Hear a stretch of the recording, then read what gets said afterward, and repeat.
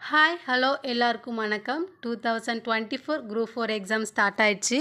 எல்லாருமே ரொம்ப நல்லா ப்ரிப்பேர் பண்ணியிருப்பீங்கன்னு நம்புகிறேன். எக்ஸாம் ஹாலுக்கு போகிறதுக்கு முன்னக்கூட்டி என்ன பண்ணணும், போனதுக்கப்புறம் என்ன பண்ணணும், ஒரு சின்ன டிப்ஸ் கொடுக்குறேன். ஃபர்ஸ்ட் நம்ம சேனலை சப்ஸ்கிரைப் பண்ணாதவங்க சப்ஸ்கிரைப் பண்ணிக்கோங்க. எக்ஸாமுக்கு போகிறதுக்கு ஒரு நாளைக்கு முன்னக்கூட்டியே உங்கள் மொபைலை சுவிட்ச் ஆஃப் பண்ணிடுங்க. ஏன்னா நிறைய பேரோட மைண்டில் டிப்ரெஷனை கொண்டுட்டு வர்றதே அவங்களோட மொபைல் தான். யாருமே ஒரு நாளைக்கு முன்னக்கூட்டி தயவு செஞ்சு புக் எடுத்து படிக்காதீங்க. ஏன்னா இதுக்கு முன்னக்கூட்டி நீங்கள் ப்ரிப்பேர் பண்ணிக்கிறது கூட உங்கள் மைண்ட்லேருந்து டெலீட் ஆகிறதுக்கு வாய்ப்பு இருக்குது.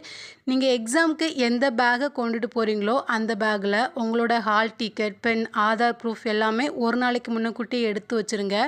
காலையில் எழுந்திருக்கிறதுக்கு நைட்டு அலார்ம் செட் பண்ணிக்கோங்க.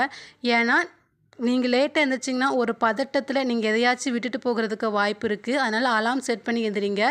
எக்ஸாம் ஹாலுக்கு முன்னக்கூட்டியே நீங்கள் போயிட்டீங்கன்னா அங்கே இருக்கிறவங்களோட சேர்ந்து எதுவுமே பேசாதீங்க. தனியாக ஒரு இடத்துல இருந்து நீங்கள் படித்ததெல்லாம் மெமரிஸில் நினச்சி பாருங்கள். ஹால்குள்ளே போய் பெஞ்சில் நீங்கள் உட்காந்ததுக்கப்புறம் கையில் கொஸ்டின் பேப்பர் வந்ததுக்கு பிறகு உங்களுக்கு ஒரு பதட்டம் வரும். கண்டிப்பாக எல்லாருக்குமே அந்த பதட்டம் வரும். அந்த பதட்டத்தில் கண்ணை மூடி உங்கள் அம்மா அப்பாவை நினச்சி பாருங்கள். அப்புறம் கண்ணை திறந்துட்டு எதில் உங்களுக்கு இம்பார்ட்டன்ஸ்னால் தெரியுமோ அது எல்லாத்தையுமே ஃபஸ்ட்டு ஸ்டேட் பண்ணிடுங்க.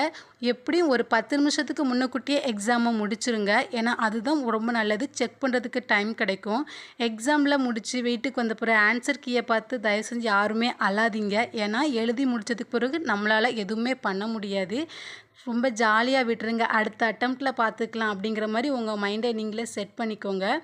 ஏன்னா நீங்கள் எதிர்பார்த்த மார்க்கு கிடைக்கல அப்படிங்கும்போது எல்லாருக்குமே அந்த கஷ்டம் இருக்க தான் செய்யும். ஆனால் உண்மையாக நீங்கள் உழைச்சிருந்தீங்கன்னா கண்டிப்பாக கடவுள் உங்களுக்கு இதை விட ஒரு நல்ல பெஸ்ட்டான ஜாப் வச்சுருக்காரு அப்படிங்கிறத நீங்கள் நம்புங்க.